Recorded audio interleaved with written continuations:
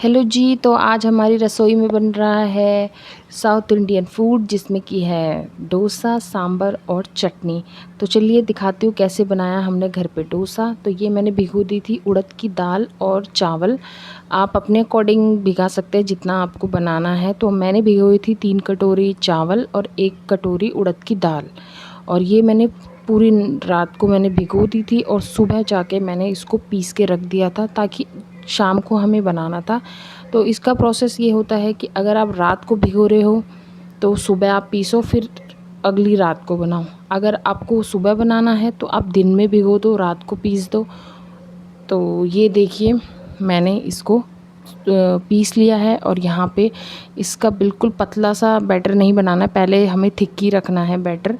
तो ऐसे मैंने पीस लिया था ये 3-4 बारी, और मैंने बड़े बर्तन में रखा था ताकि ये अच्छे से फूल जाए, तो इसलिए। और ये 3-4 बारी का प्रोसेस था, तो मैंने ऐसे करके सारा मिक्सचर जो था वो पीस के एक पतीले में रख दिया।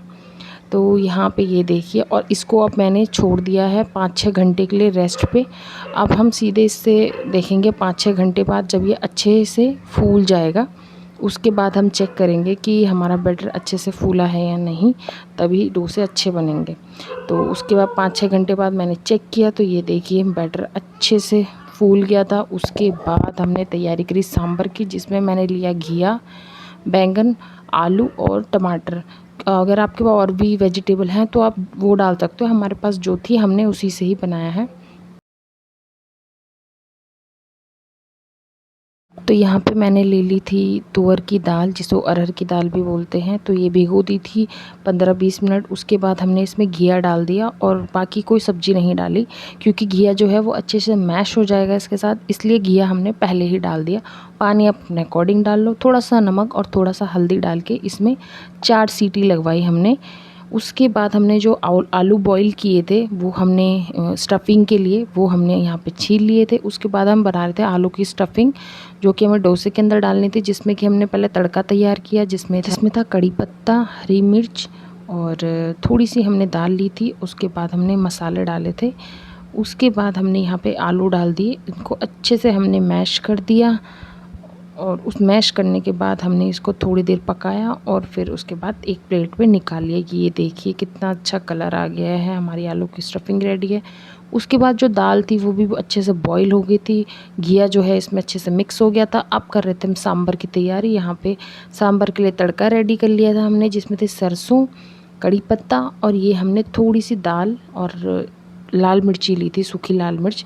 हमारे पास तुअर की दाल थी इसलिए हम वही यूज़ कर रहे थे, हमारे पास उड़द दाल होती तो हम वो यूज़ करते। यहाँ पे थोड़ी सी हींग डाली, तड़का डाल दिया हमने अपना, और उसके बाद हमने डाला इसमें कटा हुआ टमाटर। पहले हमने थोड़ी देर इसे अच्छे से भूना। उसके बाद जो टमाटर था हमने ये कटा हुआ टमाटर डाल दिया इसमें, और टमाटर को थोड़ी देर हमने पकने के लिए छोड़ दिया, हल्का नमक डाल के। नमक आप कम डालना, क्योंकि उबालने में भी हमने नमक डाला था, इसलिए नमक ध्यान से डालें ताकि वो ज़्यादा ना हो। उसके बाद हमने इसमें डाल दी अपनी सब्ज़ियाँ जो भी हमारे पास थी। सब्ज़ियाँ डालने के बाद हमने इसको छोड़ दिया पकने के लिए। उसके बाद यहाँ पे हमने डाल दिए इसमें मसाले हमने डालने के बाद हमने इसे फिर से थोड़ी देर पकने के लिए छोड़ दिया, ताकि जो बैंगन और आलू हैं वो थोड़ी अच्छे से पक जाएं। यहाँ पे मैं इमली का पल्प बना रही थी, जो कि खट्टा मीठा टेस्ट देगा हमारे सांभर में।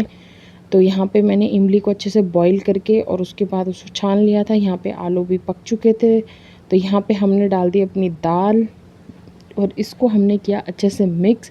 इसे एक उबाल आने तक हमने यहाँ पे छोड़ दिया, ताकि एक उबाल आने के बाद हम इसमें डालेंगे इमली का पल्प। उबाल अच्छे से आ चुका था, फिर हमने डाला इसमें इमली का पल्प।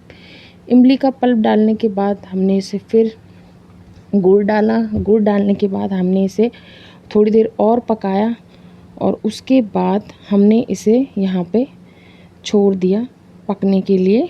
उसके बाद हमारा सांभर हो गया जी रेडी। 10 से 15 मिनट में हमारा सांभर एकदम रेडी हो चुका था। उसके बाद यहाँ पे चल रही थी नारियल की चटनी की तैयारी। जो छोटे छोटे नारियल मैंने कट करके रख लिए थे, फिर डाले 2 हरी मिर्च, थोड़ा सा धनिया पत्ता, थोड़ा सा कड़ी पत्ता, और थोड़ी सी हमने डाली रोस्टेड जो मूंगफली थी वो डाली, और 2 चम्मच डाले इसमें दही, और स्वाद अनुसार डाला इसमें नमक। उसके बाद मैंने इसको कर दिया मिक्सी में ग्राइंड अच्छे से। और ये देखिए हमारी नारियल की चटनी रेडी। फिर हमने किया इसका तड़का तैयार, जिसमें थी राई, सूखी लाल मिर्च और करी पत्ता। यहाँ पे मैंने थोड़ा सा ऑयल डाल दिया। थोड़ा ऑयल जब गर्म हो जाए उसके बाद आप जो ये तड़का है ये, और थोड़ी सी मैंने हींग भी ली थी बाद में, तो ये हमने डाल दिया इसमें। और उसके बाद थोड़ा सा इसको भूनना है थोड़ी देर।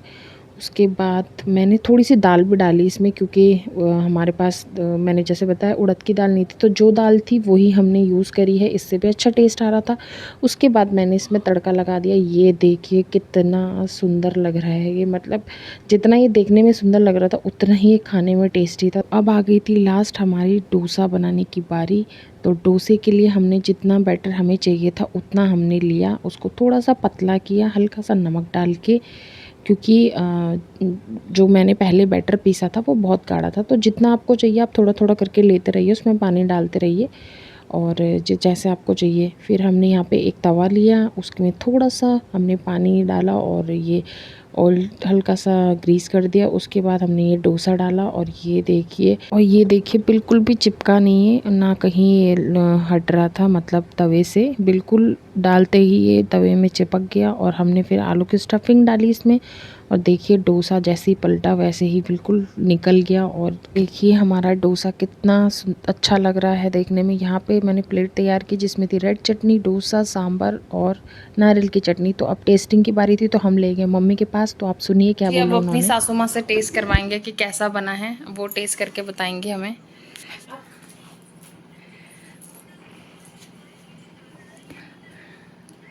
पहले मम्मी चटनी के साथ फिर सांभर के साथ, ठीक है? कैसे हो रहा है? बहुत अच्छा हो रहा है, बहुत ही अच्छा चटनी के साथ। अब सांभर टेस्ट करो, बहुत मेहनत लगी है इसमें। सही हो रहा है सांभर? कैसा हो रहा है? खट्टा मीठा अच्छा हो रहा है? बहुत ही नमक मिर्च सब सही? बिल्कुल ओके। तो जी हमारी सासू माँ को तो बहुत पसंद आया है हमारा बनाया हुआ सांभर, चटनी और डोसा। Thank you mummy.